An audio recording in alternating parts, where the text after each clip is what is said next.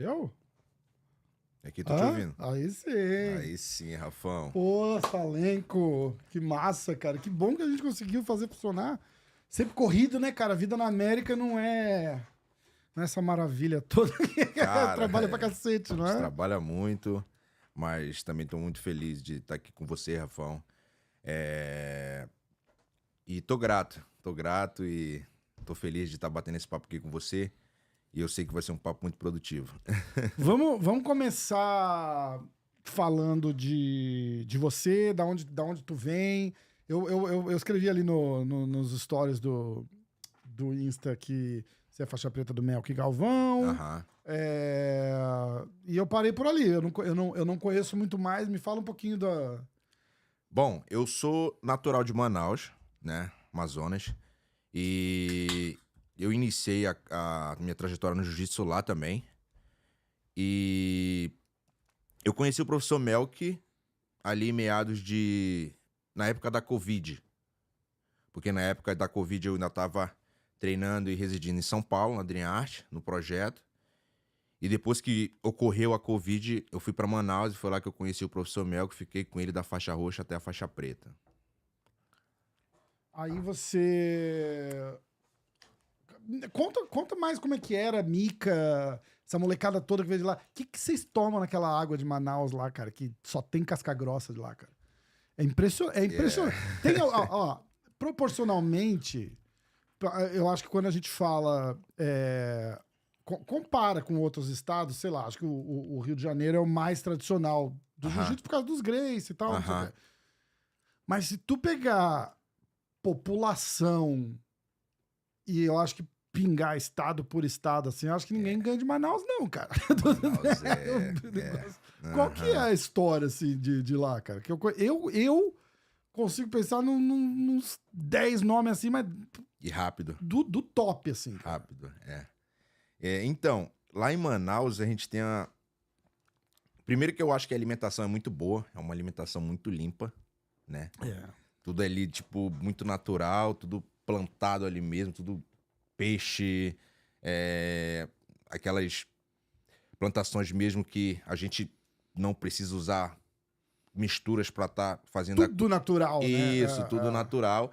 E também eu acho que a nossa árvore genealógica, ela é muito boa, né? É uma mistura meio que de africanos com índios, né? Então eu acho que isso gera, tipo assim, uma aptidão física melhor.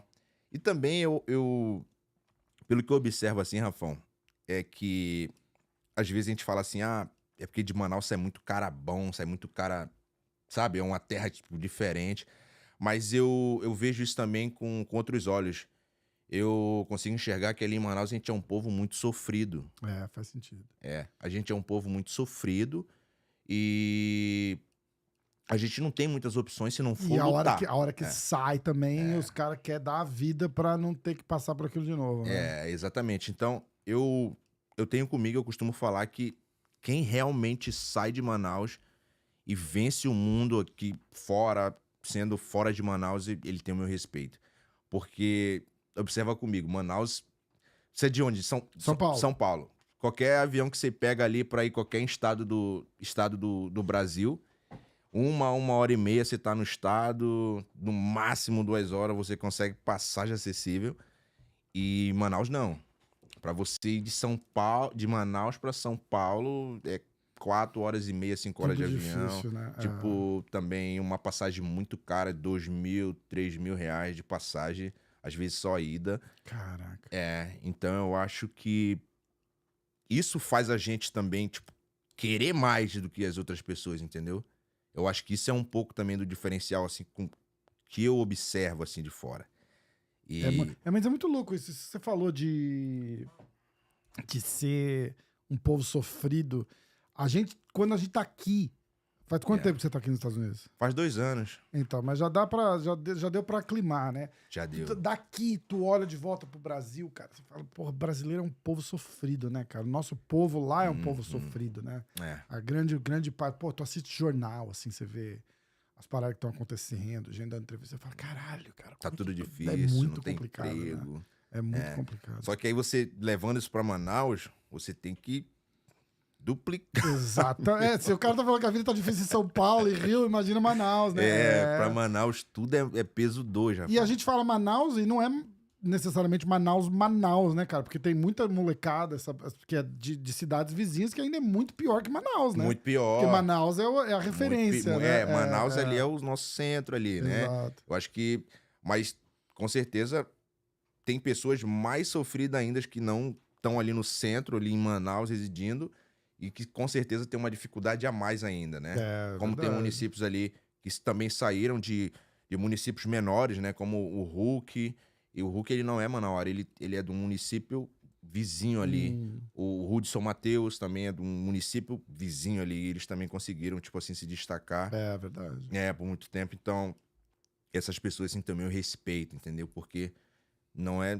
É difícil, Rafa. É difícil. E essa história do Melk, do Mika, dos moleques lá, quando que você se conectou com eles lá? E vocês vieram todos juntos para São Paulo? Como é que é essa... Então, eu fiquei 2 anos em São Paulo com o Isaac, com o Pimentel, com o pessoal da Dream Art. Da Dream Art.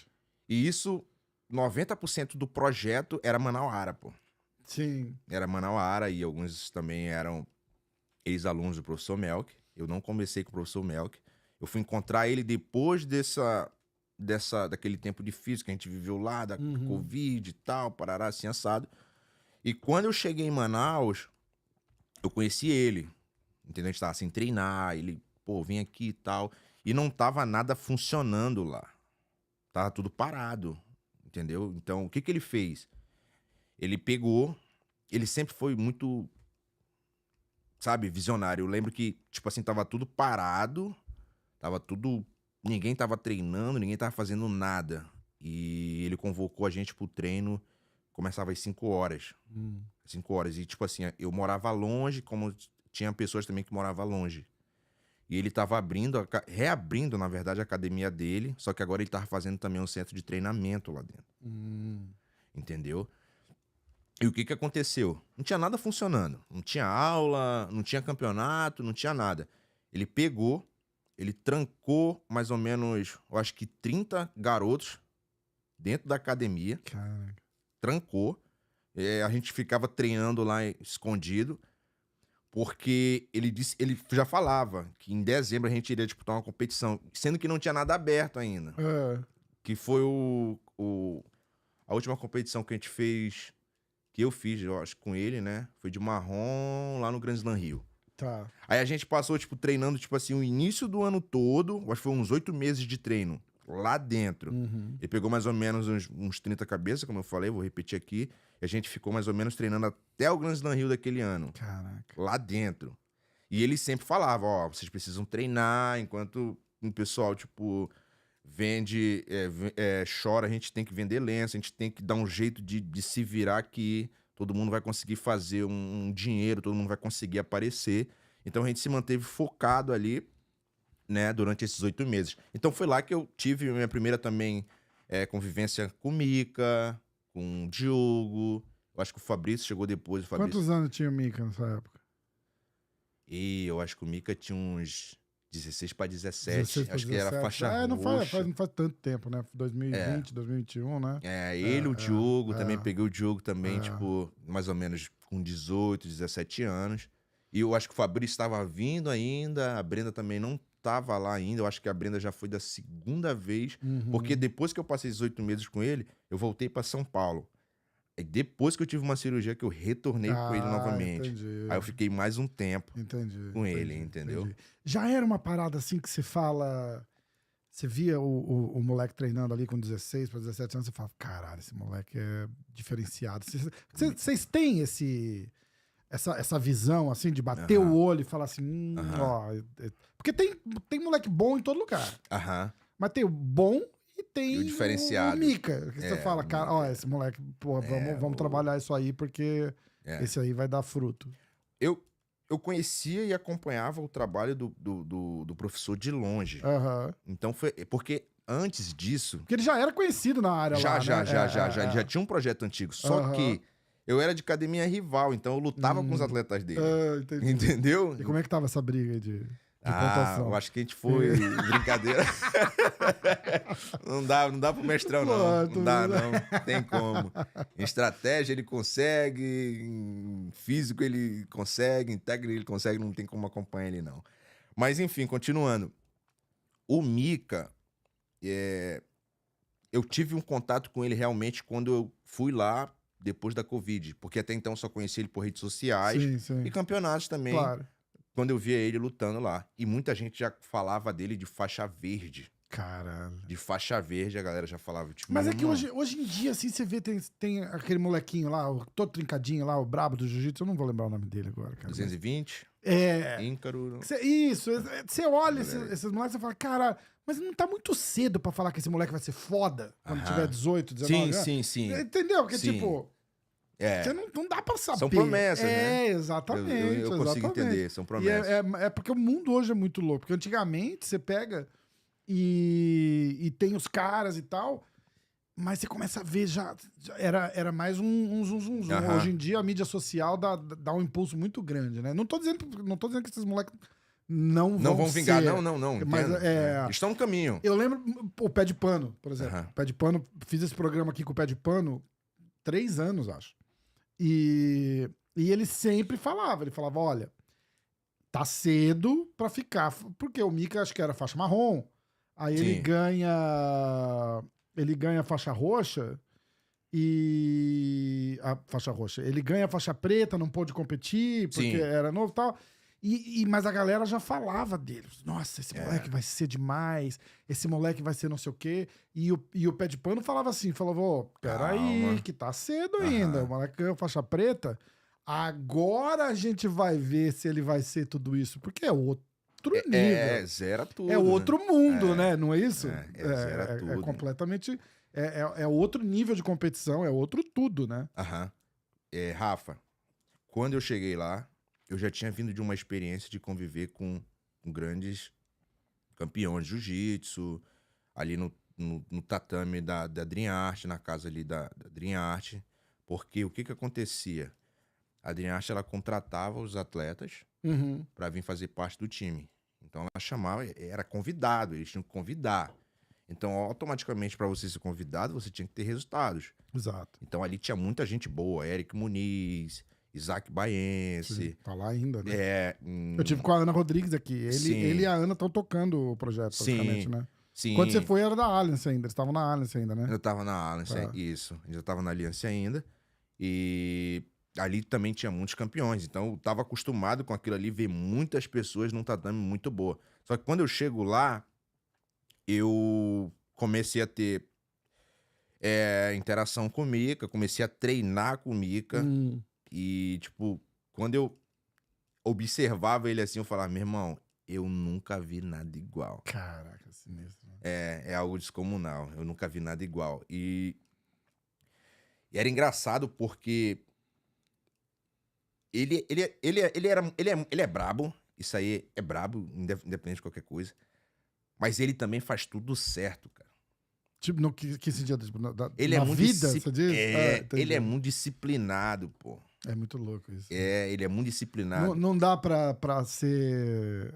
É engraçado você falar isso porque você vê como exemplo, assim, os maiores atletas e tal. Todo mundo é muito regrado, muito controlado, né? Às vezes até meio estranho, assim, meio maluco, né? Tipo, eu perguntei uma vez, eu não lembro quem, acho que foi o Bochecha, eu falei, cara, me conta qual que é a tua maluquice. Porque todo cara de alto nível, assim, de altíssimo nível, tem uma maluquice. O cara não é normal. Sim. Um cara que vive num mundo desse de competição, competindo nesse nível, o cara não é 100% normal, assim, né? É muito doido isso. Até então, eu achava que era sorte, né? Mas não, é trabalho. Cara, a rotina lá era mais ou menos assim. 4 horas, todo mundo de pé, todo mundo ficava trancado na casa. 4 horas, todo mundo de pé. 4h30, todo mundo tomava um banho, tomava um café. E às 5, todo mundo tinha que estar no tatame. Manaus é muito quente. Então não tem possibilidade de você fazer um treino tipo 10 horas da manhã, 11 horas da manhã, naquele telhado de zinco baixo em Manaus. Não tem, o tatame queima. Então a gente treinava 5 horas da manhã. E a galera daqui agora, assim, ué, liga o ar-condicionado. Conta pra eles. Eu conto, você conta. Ar-condicionado é sofrido, rapaziada. ar-condicionado é sofrido, tinha uns ventiladores lá, e era fechado porque não podia Ele fica mais quente, só pra ar quente, só desliga essa porra, pelo amor de Deus. Caraca. Então, tipo assim, o primeiro treino era às 5 horas da manhã. Então a gente treinava 5, 6, 7. Encerrava o primeiro treino. Uhum. Depois todo mundo entrava, todo mundo comia, todo mundo bebia e dormia. Quando era às 12, mais ou menos 1, tinha preparação física. E tipo assim, todo mundo tinha que estar na preparação física. Caraca. E o Mika era o primeiro. Sempre tava lá, dedicado pra caraca, se alimentando da melhor forma também. E depois a gente tinha um treino de wrestling também, que todo mundo era obrigado a fazer, que tinha na grade. Interessante isso. Então, tipo, o treino começava mais ou menos umas 3h30, 3 horas, esse treino de wrestling. Pra ajudar com queda. Exato. Ele já vinha. Lembra da hora que eu falei que ele era visionário? Ele tinha uma visão lá na frente, ele já vinha se preparando há muito tempo pra plano de ADCC. Ele já falava que isso era o futuro, lá atrás. Isso que tá acontecendo agora, que a galera tá falando aí, que talvez eu vi você comentando com o Dória, eu vi você comentando aqui no programa, que o jiu-jitsu de pano tava perdendo espaço. Ele já comentava isso em 2020. Lá nos horários de treino. Ele já comentava isso lá. Então lá ele começou a preparação dos meninos lá. Nessa época. Então, continuando. Os horários de treino de wrestling eram mais ou menos 3h30, até as 5 horas ali. E depois a academia dava uma pausinha. E todo mundo era obrigado a treinar com os pagantes à noite. Com o quê? Com os pagantes. Ah, tá. Com a galera que paga pra ir pra academia. Ah, que massa. Porque aí ele falava que a gente precisava, tipo, refinar e tal, fazer as coisas. Puta, que legal. É legal você falar isso, porque o Dória tava falando disso, de treino, que era... Ele fala, tem o rola, tem o soltinho. Ele falou, mas tipo, posição, você treina com faixa azul. Sim. Por quê? Você não consegue desenvolver teu jogo com o outro casca grossa, né? Vai ficar, tipo assim, truncado, tipo, exatamente, né? exatamente. Que da hora. E ele fazia isso todos os dias, cara, de segunda a sábado, pô. Todos os dias de segunda a sábado. Cara. Então, tipo assim, daí eu entendi que, tipo, não é sorte, moleque. Trabalha tipo assim, pra caralho, desde os... Acho que 8 anos de idade. Não, eu acho que eu tô exagerando. Eu acho que foi, tipo, na época que ele foi pro Cobrinha. Teve a experiência dele com Cobrinha. Acho que ele tinha entre 10 e 12. Foi quando ele realmente virou pro pai e falou que queria ser profissional do esporte. Caraca, que doideira. Então ele já vem com isso aí, tipo, há muito tempo. E quando eu vi realmente ele, tipo, eu falei, caraca, esse moleque, eu nunca vi nada igual. Né? Era pesado, era leve, era meio pesado. Tudo ele treinava bem, mano. E ele... Quando eu falo, assim, que ele é realmente um cara diferente, porque ele consegue fazer isso nos dois, né, mano? Ele não consegue ficar, tipo, só bem no kimono, só bem no sem kimono. Ele consegue fazer isso nos dois. É verdade. Então ele é muito versátil, né, mano? Ele muito... A galera tá meio preocupada porque ele saiu do Who's Number One agora, que ele ia lutar e aí os caras estão assim, será que ele vai lutar o brasileiro? Porque o brasileiro é uma semana antes, né? Acho que o Who's Number One é no dia 10 e o brasileiro é dia 27, se eu não me engano, é isso? E aí os caras... Eu falei com o Vitor ontem aqui, eu falei, cara, ele saiu do Who's Number One. Ele saiu, Mika? Ele saiu, porque ele machucou o pé no Pan-Americano. Sim. Na primeira luta, ele machucou bem, machucou feio o pé. É daí também que vem o que eu te falo, pô. Eu falei com o professor, tipo, no dia lá, ele falou que ele não tava conseguindo pisar, mano. Então ele mostrou umas fotos depois ali. Puta merda. Então, tipo, um cara desse é diferenciado, né? Ele disse que, tipo, assim, pegou o golpe na luta, né? O movimento encaixou. Ele realmente saiu da luta e não conseguia pisar. E foi pro hotel. E, tipo, ele disse que, graças a Deus, no dia seguinte... Por ele tava fora, o professor falou. Não, por mim, ele tava fora. Só que ele disse que realmente queria lutar. E foi lá, lutou e fez o que fez, né? Pois é. E, tipo, o Andy é um cara que... Pô, não dá pra brincar. Ele ajustar a estratégia ali pra conseguir lutar com o pé machucado foi foda. Diferente. E aí, por causa dessa lesão, diz que ele saiu da luta do Who's Number One. Faz sentido. E aí, ele tá inscrito no brasileiro. Que aí vem a parada do Grand Slam, que tá todo mundo pilhando. Fala, será que o Mika vai ganhar o Grand Slam esse ano? Não sei o quê. Então tá aquela dúvida absurda, assim, ninguém sabe se ele vai participar ou não, então fica a expectativa. Você, a que ponto você vem pra cá e por que Orlando? Como é que foi essa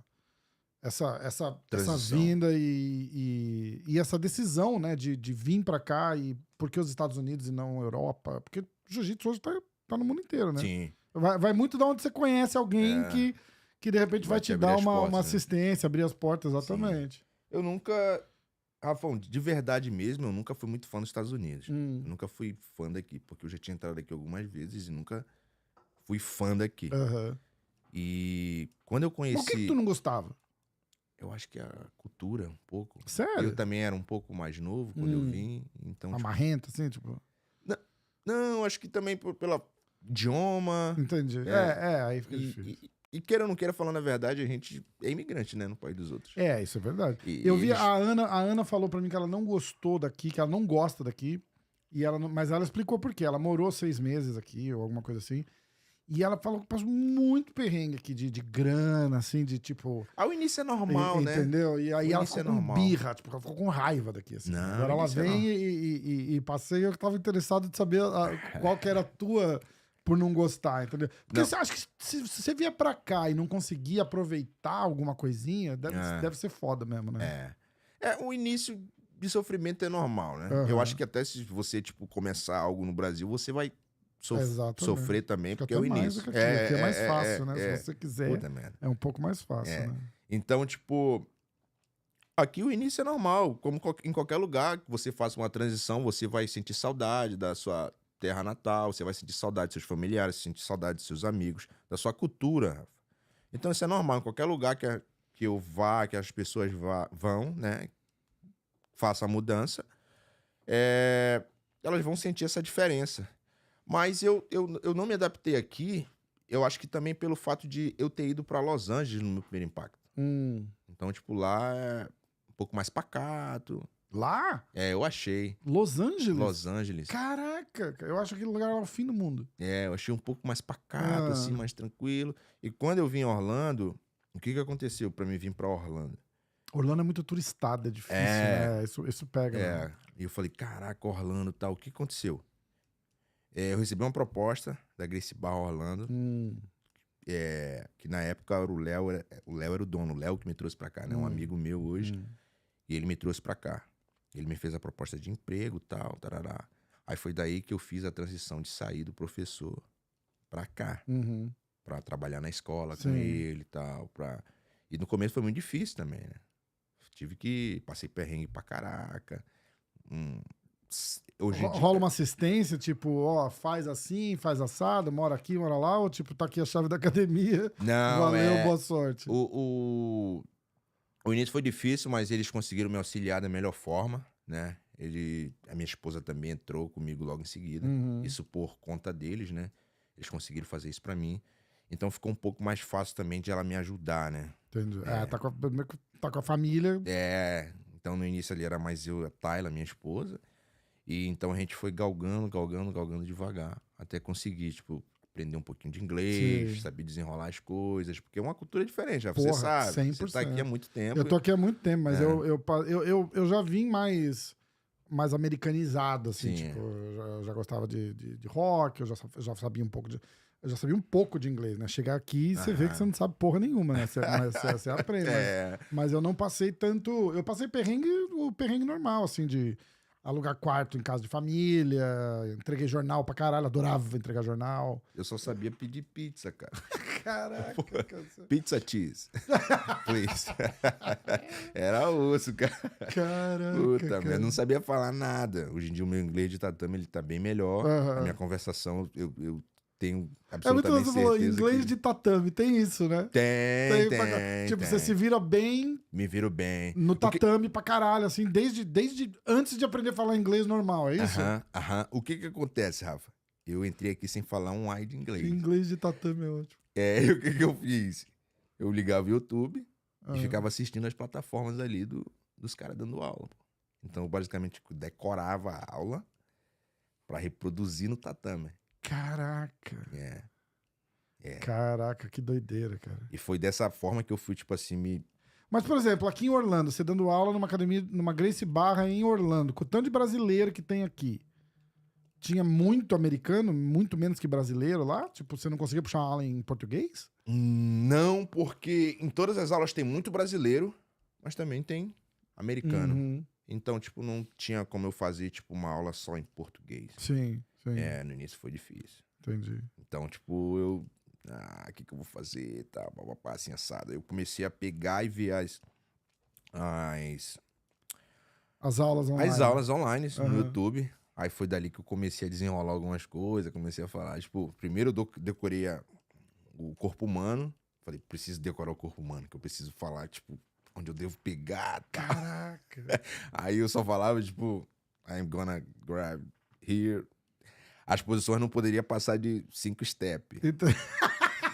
Se passasse de 5 step, meu irmão, tava ferrado. Caraca, que doideira, cara. Step number 1, step number 2, step number 3. Se passasse do 5º step, eu tava... Que doideira Down, isso, yeah. cara. Que doideira. Aí, graças a Deus, eu consegui, tipo, ir evoluindo. Lógico, vai aprendendo, né? Graças a Deus. Tive muita ajuda também aqui, cara. O Igor também, de Kissimmee, ele tem uma outra Gracie Barra lá, ele me abriu muitas portas. Então eu tive muita... Não foi só a galera de Orlando, mas também, tipo, as Gracie Barras vizinhas também, tipo, me abraçaram, assim, de uma forma massa. Isso aí foi... Cara, e aí...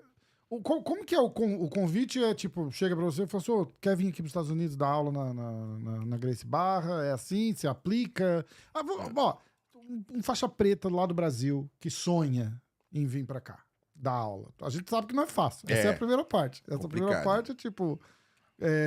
Eu acho que... Não é essa mil maravilha que todo mundo acha que é. Não é mil maravilha, né? Como eu falei, não é fácil em lugar nenhum. Mas eu acho que se você é um faixa preta brasileiro e tá pretendendo vir pra cá, você tem que, primeiro de tudo, saber inglês. É a língua universal. Não tem como ser inglês. Porque se você não tiver inglês, você não vai ter oportunidade. Segundo, eu acho que você tem que ter um carisma e uma boa aula. Não adianta tu ter inglês e ter uma aula péssima.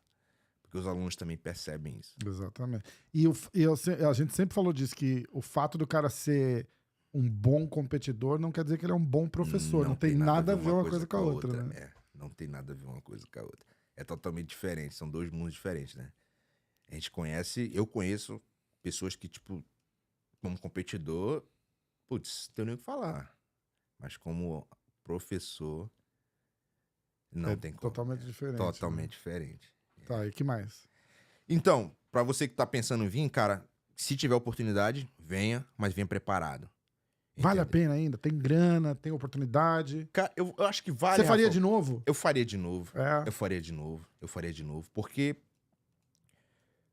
tu concorda comigo? Quantas pessoas tu consegue identificar que vivem absolutamente no jiu-jitsu? Only jiu-jitsu. No Brasil? Só do jiu-jitsu.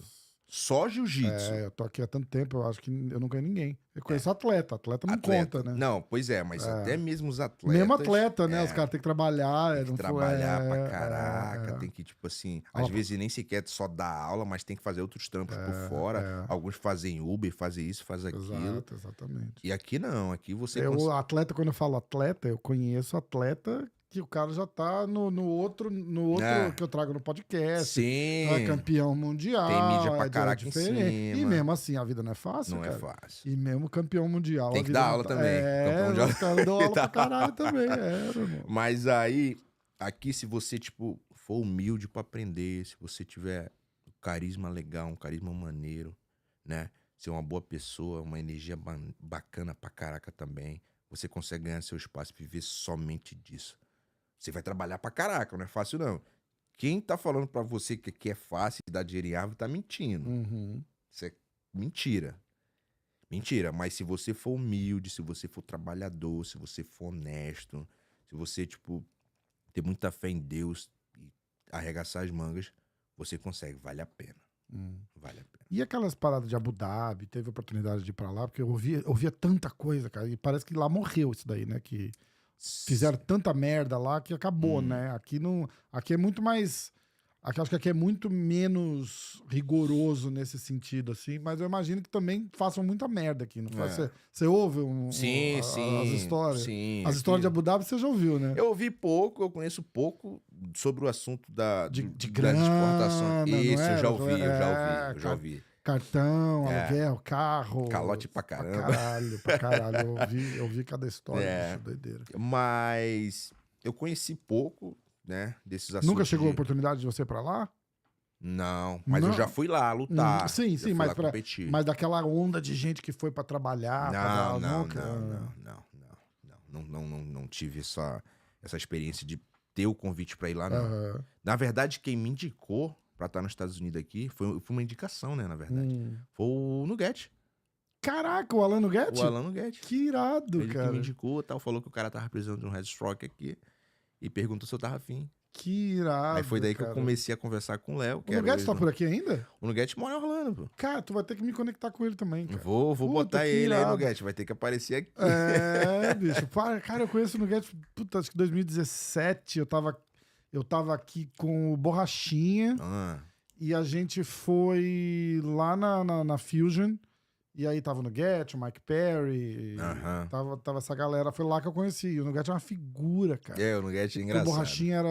O manager do Borrachinha era o Valide. Sim. E acho que ele era manager do Nugget também. Ele sempre foi manager do Nugget. E, meu irmão, aquilo lá era muito engraçado. Todo mundo junto, né? Era muito engraçado, cara. O Nugget é resenha, o Nugget é resenha. Tu vai curtir de ter ele aqui, ele é resenha. Quero muito. Eu até convidado já, Nugget. Cai pra cá, vamos fazer que vai ser irado. Pra cá, hein, Nugetão. Tá, aí o Nugget indica, você vem e... tirando o inglês, qual foi a maior dificuldade que tu passou, assim, com a mudança de vir pra cá, assim, sei lá, cara, de grana, de casa, porque a galera não entende que é... Eu lembro uma vez, o cara chegou pra mim, eu tava aqui, sei lá, fazia um mês e pouco, cara. O cara chegou pra mim e fez assim... Quer pintar um quarto pra mim? Eu falei, caralho, nunca pintei porra nenhuma, né? Pintei de zona, só sacaneando e tal. Eu falei, cara, não... Ele falou, te dou $1.000. Eu falei, caralho, $1.000 pra pintar? Eu quero. E aí eu lembro, cara, eu tava lá pintando, passando um perrengue do caralho, porque não é fácil pintar também, é difícil, fácil, cara. É difícil. Eu passando lá, pintando o negócio, não sei o que, cara, aí eu todo fudido, todo sujo de tinta, tal, não sei o quê. Cara, eu comecei a chorar, cara, igual um... Que merda que eu tô fazendo aqui, cara? Por que isso? Tipo, sei lá, acho que foi a única vez, assim, que eu fiquei muito triste de ter vindo pra cá, assim. Que aí eu parei, eu olhei e falei, que porra, cara, saí da faculdade, tô pintando o quarto na casa dos outros. Vou tomar no cu, cara. Terminei de pintar, ganhei os $1.000, vai me pagar os $1.000. Melhor 1.000 no bolso que e acho que dali a minha cabeça mudou um pouco, tá? Eu já entregava o jornal, mas aí eu comecei a dar meus pulos aqui e tal, mas você passa umas paradas assim, tá ligado? De questionar, de chorar, de perrengue mesmo, assim. Acho que até mental, às vezes. Eu não tava passando dificuldade nenhuma. Não tem problema nenhum em pintar um quarto. Não é essa a impressão que eu quero dar, mas é só aquela... Bateu em mim, assim, sabe? Tipo... Desespero. Aquela parada. Eu falei, caralho, eu me olhei assim, cara. Eu tava forrado, não sabia fazer porra nenhuma direito de pintura. O cara me largou sozinho pintando a porra lá. Pô, tá aí os material, pinta aí. Falei, beleza. Cara, bota no rolo e passa lá, mas cara, tu não sabe fazer direito. Foi uma bosta, né? Se a galera, tipo, manja assim, tem listra aqui. Exato. Aí eu tava todo tudo. fudido, todo cheio de tinta. Tinha tinta até dentro do nariz, cara. E aí bateu, tá ligado? Eu falei, caralho, o que eu tô fazendo aqui, cara? Que merda. Já teve um desse? Já tive. Eu já tive também que fazer esses extras logo no início. E, cara... Uma coisa assim que, tipo, me marcou também, que fica até hoje, assim, de eu me esforçar, de aproveitar realmente que eu tô vivendo essa nova fase da minha vida, foi a humilhação que a gente passa aqui. A galera pega pesado. Em que sentido, cara? Porque eu nunca... Eu passei esse perrengue assim, mas eu nunca fui... Eu trabalhava de peãozão também, cara. Entregava jornal, barracão de madrugada... Fila pra pegar papelzinho, não era vida fácil, não. Não, E eu morava num lugar que eu acho que era muito mais, em termos de de preconceito e de ser bairrista, assim, que é Boston. Galera toda irlandesa, branca, assim, eles não gostam de... Não gostam. Tem muito brasileiro lá, então eles já têm birra da gente naturalmente. Mas nunca foram simpaticíssimos, mas eu nunca senti esse nível, assim, de tipo, sai daqui, imigrante e tal, não sei o quê. Não sei. Eu já tive alguns desses casos e a galera não alivia não, viu? É mesmo, Eles pegam pesado, mano. De americanos, tá dizendo brasileiro aqui? também. Não, brasileiro é pior, brasileiro. Não, brasileiro Porque aqui é pra mim, terrível. que tudo que ferra com tudo é a grana. Mas o grana... o maior problema daqui é brasileiro. Eu concordo. Infelizmente é brasileiro. Ainda mais porque, se você parar pra pensar, 90%, 80% da brasileirada que vem pra cá é classe média. Sim. Né? Porque a galera que vem trabalhar mesmo não cai direto aqui, porque aqui paga muito pouco. Sim. Então os caras acabam subindo. Cai pra lá, né? New Jersey, Massachusetts, por isso que a galera vai pra lá. Mas eu tive em menos de 2 anos, 2 perrengues aqui e foi com brasileiro. E foi com brasileiro. Eu acho que também é da minhas... Uma ameaçou de me processar e o caralho. Uma moça de real estate. Eu acho que... Fez uma merda comigo, eu fui lá, dei um review nela, me mandou uma carta pra me ameaçar. Tira o seu review, senão eu vou te processar. Eu falei, querido, eu tô na América faz 22 anos, você não vai fazer isso comigo. Eu não sou idiota, processa. Caralho. Pode processar. Nunca deu nada, lógico, mas eu acho que os problemas que eu tive aqui sobre isso foi mais com brasileiro do que com americano. Mas hoje em dia eu também tô um pouco mais cascudo, viu? Já aprendi um pouquinho ali, já tomei algumas pancadas ali, tal e tal. Então vou me ajeitando da melhor forma. Cara, tem que ser, né, cara? Não é fácil, não. Acho que a parada que vocês têm mais, que eu sempre falei, e voltando lá atrás, eu tava te falando do pintando a casa, não sei o quê, um cara faixa preta. Você vive do seu conhecimento, da sua faixa preta, você vive em qualquer lugar do mundo. Em qualquer lugar do mundo. Não é? Tu parar lá numa academia e fala, tudo bem, eu sou faixa preta, posso dar umas aulas aqui, aula particular. Demora, não é fácil, passa perrengue, mas você tem a sua arte. Eu nunca tive essa arte, né? Então, eu acho que é uma inveja saudável que eu tenho, assim, porque eu fico vendo as histórias, tipo, fui pra Europa só com a mochila comecei a dar aula. Isso é do caralho. Isso é massa. Isso é do caralho. Isso é uma filosofia de vida massa. Isso aí que tu tá falando é a pura verdade. Porque se um médico chega aqui, uma médica, eles vão ter que ir pra obra ou ou voltar pra escola, né? Se um fisioterapeuta chega aqui, uma fisioterapeuta, eles vão ter que ir pra obra ou limpar privada. Não tem como.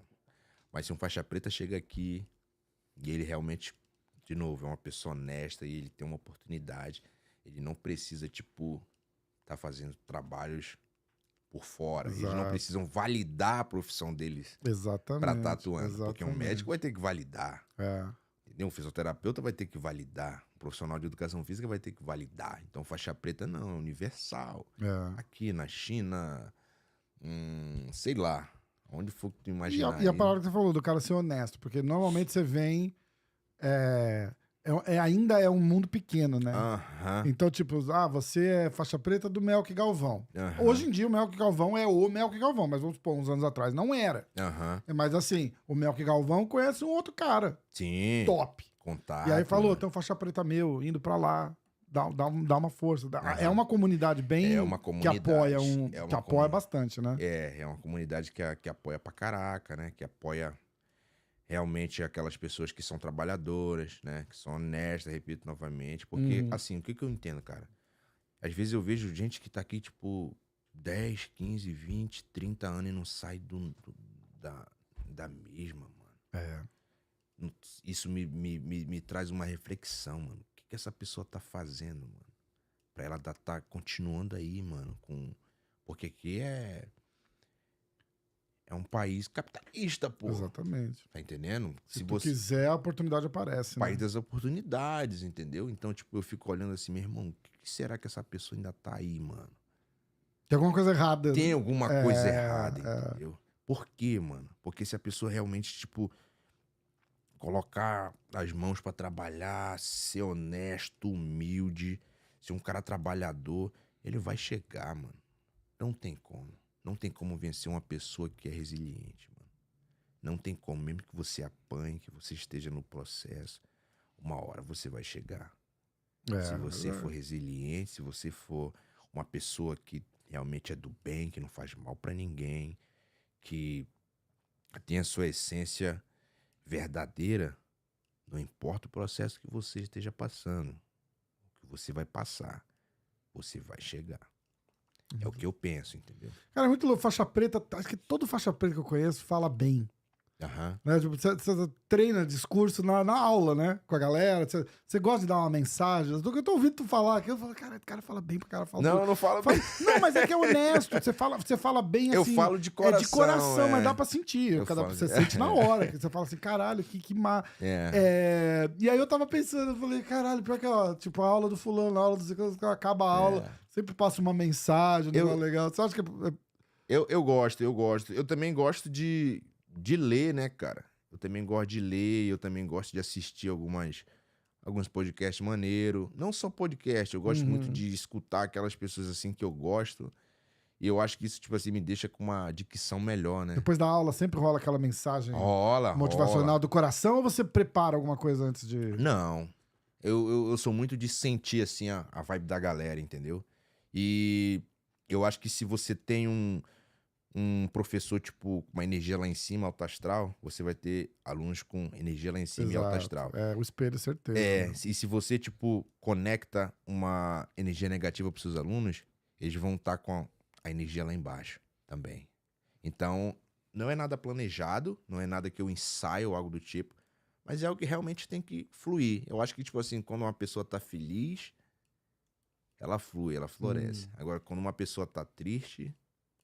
É travado, é chateado, entendeu? É um negócio assim mais difícil de conseguir. Contagia todo mundo, né? Contagia todo mundo, claro. Alegria ou tristeza espalha, né? É impressionante, né? Isso é bíblico, né, cara? Isso é bíblico, tá? Hoje em dia existe muito aquelas paradas de mental coach, papapá, assim, assado, mas a realidade é que isso é bíblico, né, velho? A Bíblia dela fala que, tipo, se os teus olhos forem luz, o teu corpo todo será luz. Se os teus olhos forem mal, tão tenebroso será. Então, meu irmão, se você, tipo, não importa o que tu tá passando, de novo, Rafão, se seus olhos forem luz, o teu corpo todo será luz. Se os teus olhos forem mal, tão tenebroso será. Muito louco. Então, meu irmão, se tu tá difícil, tá ruim, tá isso, tá aquilo, pensa mas positivo. vai melhorar. Pensa positivo. Isso é bíblico. Hoje em dia que a galera coach aí, né, tá adaptando isso pra lei da atração, que eu também acredito. É muito louco, eu vi um post hoje de um iceberg virou de ponta cabeça. Tipo, começou a derreter, aí tá lá a pontinha do iceberg, aí virou. Aí eu comentei lá embaixo, tá cheio de coach chorando agora que apareceu o fundo do iceberg, que eles falam que ninguém vê. Ninguém vê. Apareceu e era só gelo, igual a parte de cima. Aí não dá, né, cara? Aí é complicado. Como que veio essa parada com o Rodolfo? Da onde que surgiu esse treinador de jiu-jitsu pra MMA que você tá se tornando aí? Porra, Rodolfo Vieira... E o... Robeles, né? Caraca, cara. Esse cara vai dar trabalho. Cara, na verdade, eu tenho que retroceder um pouco lá atrás, né? Na verdade, a minha paixão por isso, porque hoje eu amo isso. Eu amo dar aula. Eu amo essa responsabilidade que tá sobre mim. Isso começou, cara, lá atrás, quando eu conheci o professor lá em Manaus, o professor Melker. A galera, tipo, todo mundo queria ser um Mica, um Diogo, um Fabrício. E pra mim, o que chamava atenção era a forma de como ele conduzia 30 cabeças em cima de uma lona de circo. Porque a lona lá no início era de circo. Toda colorida, tá entendendo? Tipo, o negócio lá tava em obra ainda na época. E eu lembro que na época, eu e o Maclay, hoje o Maclay é um dos professores dele principais lá. O Maclay tá introduzindo pra nova... Em Jundiaí? Ou lá em Manaus ainda? Eu acho que ele ainda tá em Ele Manaus. tem escola em Manaus ainda? Tem escola em Manaus. Então o Maclay é responsável pela base dele agora. Peneira de talento. Exato. E lá Despontou, não manda pra São para. Paulo. Exato. Eu acho, Caralho. então, tipo, lá não para. Então, na época, Rafa, eu e ele conversava, né? Caraca, mano, isso é brabo que ele faz, tal, não sei o que, papapá, sensado. Então, tipo assim, tinha muita gente focada nos outros garotos se espelhando, mas lá a gente já se despertou por esse outro lado, de professor, de ser um head coach ali, uma parada, tipo, de treinar a galera, extrair o máximo da rapaziada. Eu acho que a gente começou a, tipo... E tinha o Leandro também. O Leandro também era um rapaz lá que treinava lá com a gente lá. E depois ele optou também por ficar mais professores. Ele também era um dos professores de Jundiaí. E a parada com o Rodolfo foi engraçado, pô. Porque, tipo, até então eu dava aula pra pessoas, tipo assim, que não eram atletas. Normal, tipo, né? Mas sempre ajudava o professor em Manaus. Lógico. Porque ele tinha que viajar, ele tinha que sair pra fazer as coisas dele. E a academia ficava praticamente na nossa mão. Na minha mão, na mão do Leandro, da minha esposa. O Maclay ainda não tinha optado na época. E o que aconteceu? Quando o Rodolfo me procurou, então, voltando rapidamente, a gente ficava com a equipe de competição também, pô. Não era só com a galera que pagava mensalidade. E o que aconteceu? Quando o Rodolfo me procurou, foi engraçado. Porque eu dava aula pro Léo, o que era o dono da Gracie Barra, e o Léo começou a falar de mim pra ele. O Salem, caraca, tipo, o moleque desenrola bem a aula, cara. E eu acho que tu deveria fazer uma aula com ele. Aí o Rodolfo, tipo, não sei o que ele falou e tal. Mas o Rodolfo, quando me viu, ele viu, caraca, tu é grande, eu acho que dá pra gente treinar, hein? É pesado e tal, acho que eu vou precisar de você. Ele já foi meio na maldade. Já. Dá eu pra falei, dar, caraca, esse dá bicho pra vai fazer. explodir minha cabeça, sabe? Porque é muito louco. Tu chegar e falar assim, eu vou dar aula de jiu-jitsu pro Rodolfo eu vou te Vieira. contar, Caralho, tu não vai meu acreditar, irmão. meu Que irmão. doideira. Eu vou te cara. contar, tu não vai acreditar. Daí eu continuei dando aula pro Léo, tal, fazendo as coisas com o Léo. Daí o Rodolfo pegou e me mandou uma mensagem. E aí, Salim, tal, tudo bem, tal? Tô bem, tal. Ei, vamos treinar hoje? Eu falei, não, beleza, vamos. Porra, Aí não fala não, né? Eu fiquei com medo do caramba, bicho. É a primeira vez que você ia treinar com ele? Pô, a primeira vez, pô, tirou a camisa. Pô, aí agora fala assim, gordura. de coração, de um cara do jiu-jitsu, assim, quando um Rodolfo Vieira manda uma mensagem, fala, vamos treinar hoje. É do caralho, não é? Pô, não tem é? como. Se você jogador de futebol e o Neymar manda uma mensagem, fala, vamos bater a bolinha Lá hoje. de Manaus, cara. Caralho, Pô, até um tio tu tá andando, tipo, na rua lá de casa lá, pô, sem nenhum tostão no bolso. Agora o Rodolfo eu fui Vieira muito falando, abençoado por treinar. Deus, cara. Bom. A realidade é que eu fui muito abençoado por Deus. Eu acho que quando Deus bota a mão, já era, mano. Eu acho que eu fui muito abençoado por Deus e eu acho que, tipo, isso, assim, reflete muito nas bênçãos que Deus vem colocando na minha vida. Ele mandou uma mensagem e falou, cara, vamos treinar e tal. Aí eu falei, beleza. Aí cheguei lá pra treinar com ele. Aí treinamos. Normal ali, treinei maneiro e tal. Treinei com ele num domingo, cara. Ele tava fazendo um treino. E eu acho que ele tinha acabado de fazer aquela luta com aquele cara que ele foi finalizado. Ah, foi isso mesmo. Foi isso mesmo. Puta, eu não lembro o nome do cara. Tá ligado? Não sei o que é Rodrigues, não é isso? É Rodrigues? Aí ele tava se preparando pra luta dele com aquele negão lá, o Chris Curtis, que lutou esse fim de semana agora. Ele tava se preparando. Aí ele foi lá e o Rodolfo tem uma mania de chamar a gente pra um light sparring. Vamos fazer um light sparring. Vamos fazer um light sparring. Aí, pô, o light sparring é o tamanho da mão do puto, rapaz. Parece uma mão de um urso.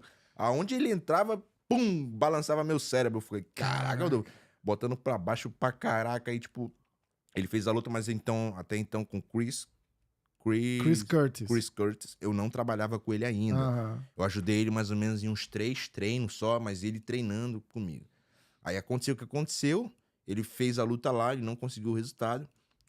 Mas foi uma luta boa, ele lutou bem. Ele lutou bem pra caraca, aquele negão. Ele ficou feliz. O Rodolfo tem um mental muito problemático, né? Tipo, então mas ele ficou feliz com o resultado. Mesmo tendo perdido, ele falou, pô, troquei porrada Ele trocou porrada com um cara que tem um boxe então, bom pra caraca, Rafão. Exatamente. E o Rodolfo é grappling, né, mano? Exatamente. E o que aconteceu? Quando ele voltou, ele me chamou pra treinar. Eu falei, caraca, o Rodolfo me chamou pra treinar, mano, de novo. Quando eu cheguei lá, ele falou bem assim, e aí, monta um treino, eu quero pegar aula contigo hoje. Aí eu falei assim, não, Rodolfo, tá maluco, pô? O que eu vou falar pra tu, pô? Sai o quadril? Mas às vezes é isso que o cara tá precisando, Aí né? ele falou bem assim, ó, não tô brincando não, pô. E o Rodolfo é um cara gente Cara, boa o cara é pra demais, caraca, cara. pô. Aí, nunca vi um Pô, cara se como tu, se ele, tu não mano. gosta do Rodolfo, Não, quem tem o tu tá problema, ruim, o problema tu é tá com ruim. você, não Se é tu com o não gosta do Rodolfo, Rodolfo, não. tu tá É, ruim. exatamente. E ele falou assim, puxa uma aula pra mim aí e tal. Aí, cara, tipo, eu não tinha programado nada. Aham. Ele me chamou de... Porque eu descrevo as aulas, eu não vou aleatório nas aulas. Eu produzo aula, entendeu? Sim, Eu vendo aula ali. Então não lógico. tem que ser algo, tipo, da minha cabeça na hora, não, pô. Aí eu falei, beleza, Rodolfo, tal. Aí, tipo, eu não queria muito, né? Porque eu sempre muito tímido. Falei, pô, Rodolfo, quero não, tal. Aí eu passei a aula pra ele. Aí ele, beleza. Aí depois ele me chamou de novo. Aí depois ele sumiu. Aí eu fui na Fusion treinar. Ah, Aí ele me viu treinando. Eu quero falar contigo, tal. Aí eu, beleza, tal. Acabou o treino. E era um treino de no-gi na sexta-feira. E quando a gente começou... Aí depois ele ficou me esperando lá. Ele tinha treinado mais cedo, ele ficou me esperando e eu fiquei treinando jiu-jitsu. Porque eu sempre ia na sexta-feira lá treinar jiu-jitsu com a galera, no Gui e tal. O pessoal do MMA. Treino bom lá? É treino bom lá na X-Fusion lá, quem quiser ir lá. O Julian tá sempre lá. O Júnior é gente boa, conhece ele. Gente boa pra caraca. E quando ele ficou lá me esperando, aí eu esqueci dele, aí ele chegou comigo assim e falou, ei, é o seguinte, vou te contratar pra ser meu treinador de jiu-jitsu, tu aceita? Eu falei, não. Caralho. Eu falei, não. Aí ele, não, eu tô falando sério.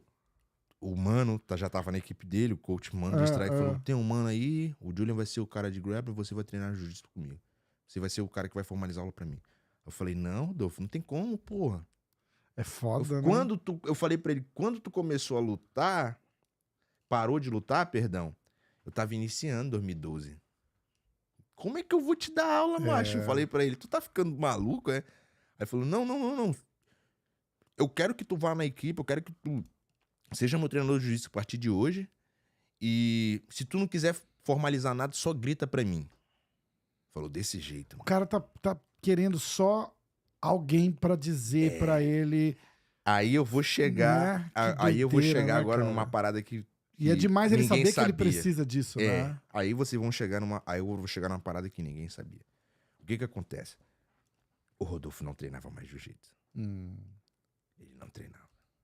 Ele se confiava no quê? No que ele já. No que ele, tipo, já sabia que ninguém ia botar ele pra baixo. Ninguém ia tentar arriscar nada nele. Foi aí que começou. Aí eu comecei a formalizar os treinos e ele foi gostando. A gente começou com 2, ele aumentou pra 3 depois. Ele falou, não, a gente tem que trabalhar 3 vezes na semana. E tipo, trabalhando pra caraca. E a gente conversava muito, falei, calma, vai dar tudo certo, tal. Foi quando ele foi fazer a luta com o Cold. Que foi que ele pegou, cara. Isso, aquela Cold. Aí o que aconteceu? A gente tava, né, tava meio que balançando ali e tal, e ele não treinava. Cara, mas pelo incrível que pareça, Rafa, todas os drills e técnicas específicas que eu passava por Rodolfo, ele fazia, mano. Até drill livre, mano. Caraca. Tudo. Aquela disciplina. Tudo. Igual a gente falou agora há pouco do Mika Galvão. Tipo, o cara trabalha, né? Trabalha, tipo, não é quem é Rodolfo, por acaso. hoje né? tu vai fazer, tipo, drill de butterfly. E, tipo, eu fazia com que ele, tipo assim, ficasse sozinho praticando aquilo. Ele ficava mais ou menos ali, tipo, uns 2 minutos fazendo aquilo. Cara, tu já parou pra pensar do outro lado a rasgação de seda do caralho do Rodolfo, pro Rodolfo agora aqui. Pô, mas não tem como. Mas tu já parou pra pensar, você é o Rodolfo Vieira, e aí o cara chega e faz assim, ó, vai fazendo sozinho, aí ele fica deitadinho ali com Cara, o ele fazendo. ficou... E a humildade que esse cara tem de parar e falar assim, caralho, vou fazer, Por isso que ele é vou grande. fazer certinho. Por isso que ele é né? grande, Tipo, a humildade o cara dele. ganhou tudo que dava pra ganhar, tudo. é a lenda da parada. Então, Igual ele falou pra mim uma vez, ele fez assim, eu tava treinando lá na Fusion, e aí eu, no treino de jiu-jitsu e tal, eu peguei, passei a guarda de não sei quem lá, aí o Julian veio assim, como é que tu fez aquilo? Eu falei, cara, Faz o seguinte, passa meu número pra ele, que a próxima vez que ele perguntar isso, fala pra ele me ligar que eu explico pra ele por que você fez aquilo. Vou mandar uns vídeos pra ele. Quem que você é, caralho. Porra, caralho, é o Rodolfo Vieira, caralho. Porra, não tem como. Porra, é muito louco isso. Mas ele caiu na parada que todo mundo cai. Eu sou muito bom de jiu-jitsu. Meu jiu-jitsu vai continuar bom. E é a maior mentira, né? Não, não fica bom, piora e piora pra caralho. Velho. Se tu perde o time, tu treme na primeira volta. Tu sabe andar, mas... tu treme na primeira volta, tu né? treme. Que nem bicicleta. Então, quando eu comecei a trabalhar com ele, assim, Rafa, eu não sou responsável pelo jiu-jitsu do Rodolfo. Eu não sou. Nem pelo sucesso dele. Eu não preciso ser tão estúpido pra... E ninguém precisa ser estúpido também pra acreditar nisso. Lógico. Rodolfo é Rodolfo. Só que ele não treinava jiu-jitsu. Foi por isso que ele me chamou. Ele precisava do reset ali, né? Ele precisava. E tipo assim, eu não me coloco como culpado pelo que ele veio fazendo nas 2 últimas lutas agora. Mesmo eu participando dos 2 camp dele dos últimos. E quando ele fez a luta lá com o Cody, que ele finalizou ele no Katagatame, cara, a gente chegou tomando um atraso ali de luta. Só que se você... O cara é bom na porrada, aquele cara. O cara é bom pra caraca. Ele vai lutar agora no 300, não vai? O Cody Brandage? Sim. Ele tá no UFC ainda. Aí o que aconteceu, cara? Se vocês pararem... Ele vai lutar com o Bo Nickal. Agora, mesmo? sábado agora. Tá ligado quem é o Bo Nickal, né? Não. Porra, é o moleque do wrestling aqui, campeão da porra toda. E vai ser luta boa então, hein? All America, primeira luta do card principal do UFC 300. Bo Nickal e Cody Brandage. Caraca, que irado, velho. Esse cara vai levar um sacode que vai entrar pra irado. Quem? O Cody ou... o Cody. Esse Bonico, procura depois pra você saber quem é. Vou dar uma pesquisada. O moleque é a pica do wrestling. E se vocês forem ver a luta dele com o Cody, cara, o Rodolfo puxou ele até de meia, velho. Caraca. Se vocês forem realmente pra estudar, assim, tinha uma hora que o Rodolfo, tipo, ficava na grade, assim, quando eu acho que foi no último round, no últimos segundos, assim, do primeiro round, o Rodolfo, tipo, tava com muita dificuldade de derrubar ele. O Rodolfo puxou pra meio e saiu nas costas. Então, tipo, eu falei, caraca, o Rodolfo tá realmente bem. Aí foi quando a gente voltou pro segundo round. E o Rodolfo conseguiu, tipo, derrubar ele numa queda que a gente também treinou pra caraca, que foi aquele passar pé da grade ali. A gente treinou, repetiu muito aquilo. Eu acho que você tava até lá no dia que a gente tava repetindo essa queda. Tava. Eu até parei de filmar. Eu até parei de filmar, porque eu falei assim, eu falei, caralho, isso daí não era... E ele nem... Que na cabeça dele... Não, pô, filma aí. E aí eu fiquei pensando, eu falei, caralho, ele tá fazendo um negócio tão técnico, aí eu não vou filmar. Eu nunca nem postei nada daquele dia lá, porque eu fiquei com medo. Aí ele conseguiu botar ele pra baixo, né? Depois daquele calor que a gente tomou logo no início, ele conseguiu colocar ele pra baixo. Ele pegou no Katagatame. Com aquela quedinha lá do treino. Isso. Assim, não fui responsável, mas a gente trabalhou. Mas, não, de um jeito você foi responsável. Não tô dizendo que você não foi responsável. Você não ensinou. Você não ensinou. Ele sabe, mas ele precisa de alguém falar. Faz assim. Porque ele sabe fazer. Ele só não lembrava que ele sabe. Então ele precisava de um professor. Ele falou isso pra mim. Ele falou, cara, eu precisava de um professor pra falar pra mim o que fazer. O cara precisa... Tem gente que funciona só assim, cara. Tem gente que funciona assim. Eu falo que qualquer atleta de MMA, ou até de qualquer atleta, ponto, o cara precisa de um coach. O cara precisa daquele cara falando, ó, hoje você vai treinar isso, amanhã você vai treinar aquilo. Você não pode fazer sozinho, porque você se sabota. Por mais regrado que você seja, por mais...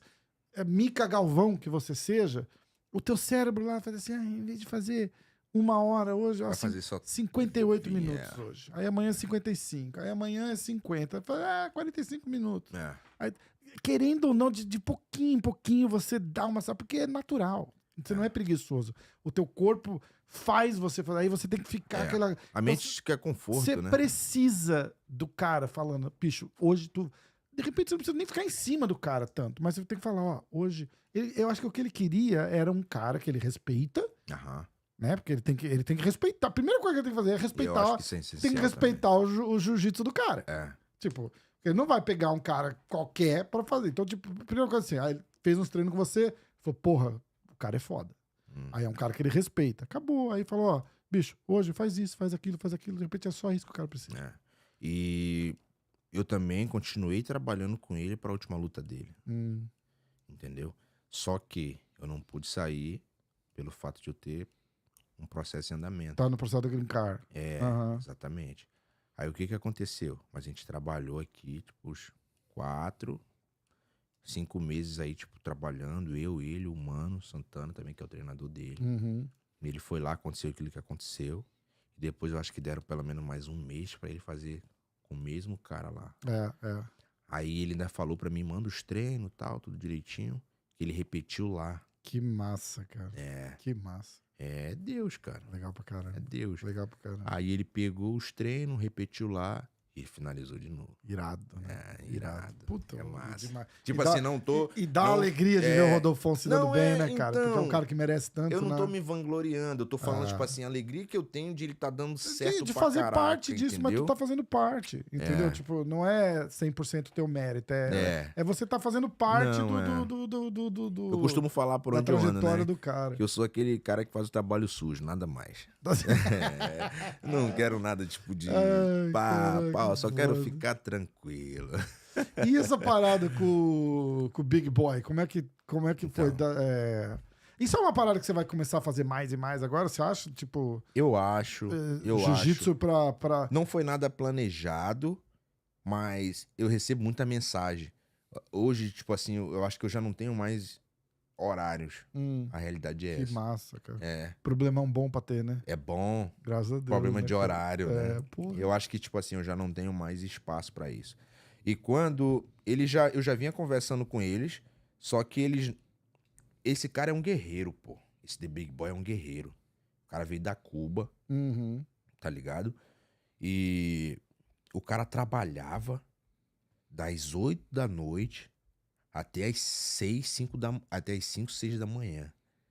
Ele ia pra casa, dormia e treinava o resto da tarde pra pegar a noite no trabalho de novo. Que doideira, cara. E isso, ele fazendo as 3 lutas lá no Texas. Acho que ele foi pro Texas fazer umas 3 lutas antes de entrar no UFC. E as 3 lutas dele no Texas não dá, eu acho que 1 minuto. As 3. Ele nocauteando, pegando os caras na mão. Bem.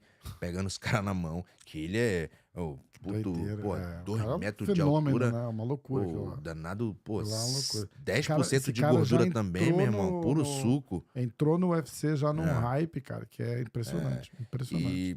E o professor dele já vinha, tipo, entrando em contato comigo. Quando eles fecharam com o UFC, eles me mandaram mensagem, pô. No dia que eles fecharam, eles me mandaram mensagem. Hey, coach, você viu o que a gente conseguiu? E eles já estavam aqui em Orlando? Já estavam, pô. Aí, hey, coach, você viu o que a gente conseguiu? Queremos que você venha trabalhar com a gente, tal, não sei o quê. Aí eu fui lá. Comecei a trabalhar com ele. Ele falou, não, a gente quer te ter na equipe e tal, papapá. Aí foi daí que eu comecei a fazer parte da equipe dele. Que massa. Aí ele fez a primeira luta agora, ganhou. Aí, pra essa luta, por isso que eu falo e repito aqui que ele é um cara guerreiro. Ele estando no UFC pra fazer a primeira luta, ele ainda trampava.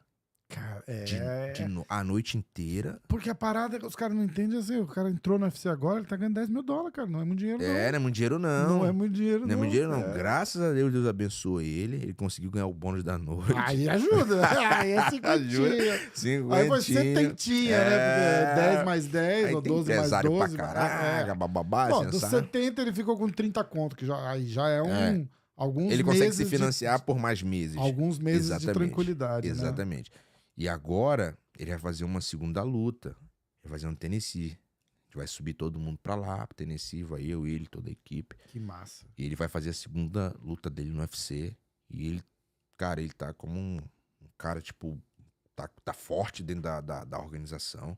Ele entrou bem, tipo, requisitado. Entrou super hypado. Você pode até falar na melhor. Hora, muito. Ele entrou com muita mídia em cima dele. E ele tá fazendo juízo... Irado. Muito legal. O cacife dele, entendeu? Ele tá entrando, tipo... Não foi diferente agora da última luta. Ele também, tipo, entrou pra pegar mesmo. É um matador, velho. Eu costumo falar, tipo assim, que ele é realmente um matador. E o convite deles, que eles me fizeram, foi realmente pra melhorar a parte de grappling dele, né? E qual que é... Você chega num cara desse, cru de chão, né? porque é do taekwondo e tal. Ele é qual 3 que vezes... é a adaptação pra um... É um jiu-jitsu pra MMA, né? Aí, o que você... Tipo, primeira coisa que o cara tem que saber. Dessa forma, quando eu pego um cara cru que, tipo, tá lutando MMA, o que eu preciso passar pra ele, Rafão, é que ele não precisa ser o melhor ali, mas ele precisa saber se virar. Ele precisa saber se defender. E evitar pra que chegue lá na situação. Tá entendendo?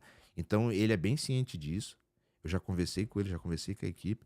Eu não vou transformar... Só que agora ele tá empolgado. Ele falou que quer competir um jiu-jitsu aí, quer pegar... Que mal! Puta, pior... O jiu-jitsu vicia, né, cara? O cara pega gosto, ele tá empolgado foda, pra caraca. né? Eu comecei com ele 2 vezes por semana, agora ele quer que eu vá 3. Que massa. Aí eu tô indo 3 vezes agora na semana lá com ele. E ele me falou que... Eu falei pra ele que, tipo, cara, ó, você nunca treinou jiu-jitsu, ele é medalhista olímpico, cara.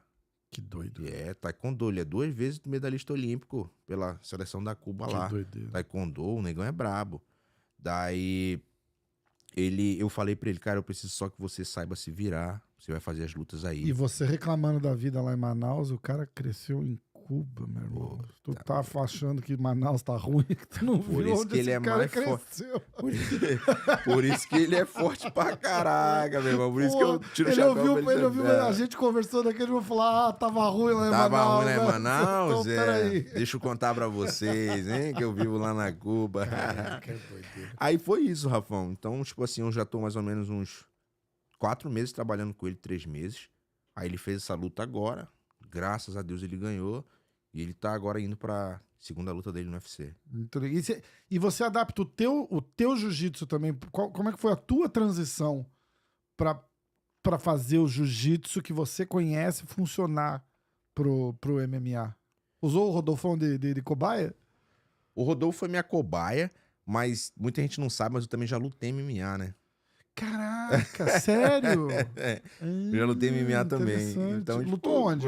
Eu lutava em Manaus, né? Sofrido pra caraca. Os caras me pagavam R$300 de ingresso, eu nunca mais quis saber. Porque eu fiz 5 lutas. 5 lutas? Eu perdi a última, né?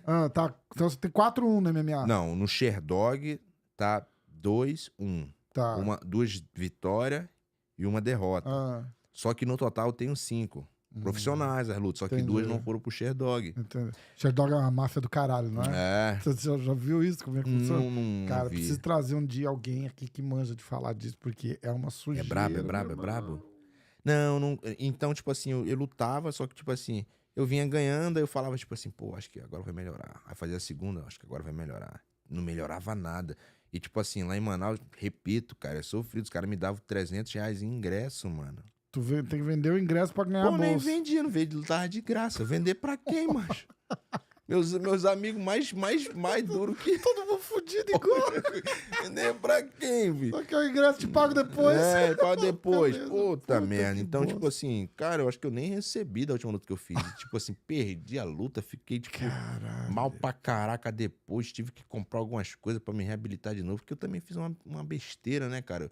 Eu, na inocência, bati o peso e, tipo, ao invés de eu, tipo, me alimentar da melhor forma, cara, eu fui comer, tipo, um Mac lá, só deu na cabeça. Caralho. No dia seguinte, não era pra me ter lutado. Lógico. Eu, tipo, tinha batido 84 quilos e no dia eu, tipo, descia de 100 pra 84. Jesus. E quando eu recuperei pra luta, eu tava com 87, pô. Eu falei, tem alguma coisa estranha, bicho.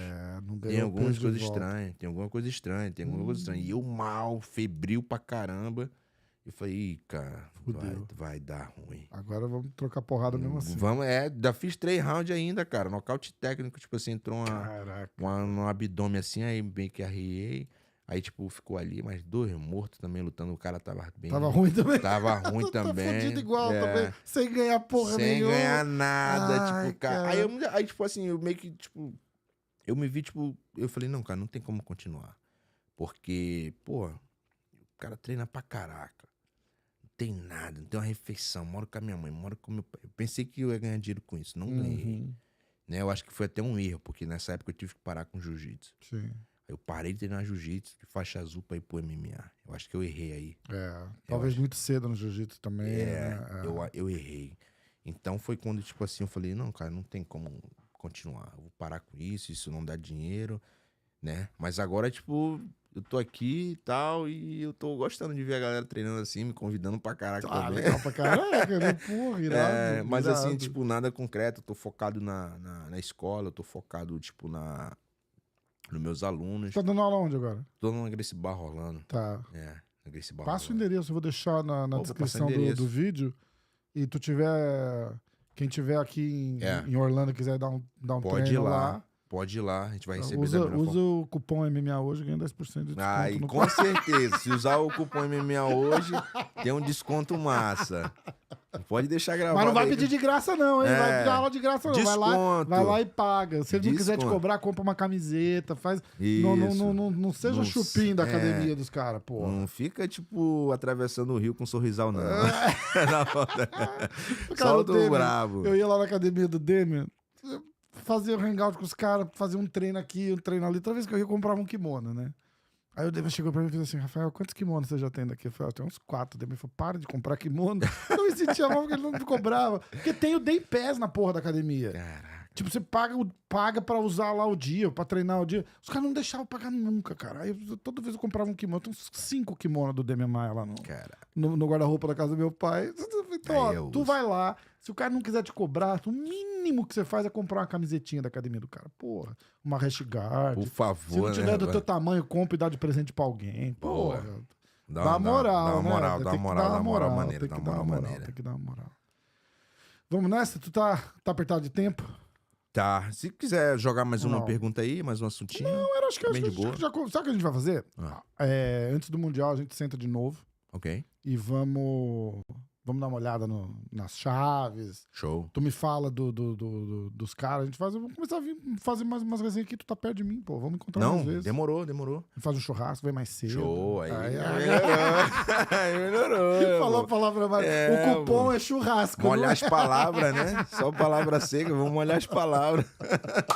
Pô, ei, irmão. obrigado, cara, viu, foi muito irmão? legal, cara. Foi muito legal mesmo. Obrigado de verdade por ter vindo. Vamos nos encontrar mais, assim, porque a gente tá perto e vamos fazer mais coisas. Beleza, Rafão. Mais uma vez eu queria te agradecer aqui agora em público pela oportunidade que você me deu de vir aqui falar um pouco da minha trajetória, falar um pouco também do meu trabalho. E eu sou muito grato a Deus pela sua vida e também ao MMA hoje aí que tá me abrindo as portas. E com certeza, todas as vezes que você precisar que eu venha aqui, eu traga alguém aqui, eu vou fazer sacrifício pra estar aqui. Tamo junto, pô. Beleza? Vai ser irado. A gente vai se encontrar mais vezes, com certeza. Tá um show então, galera. Muito obrigado, hein, rapaziada. Cara, Tamo junto. Um abraço, valeu. Um abraço, valeu.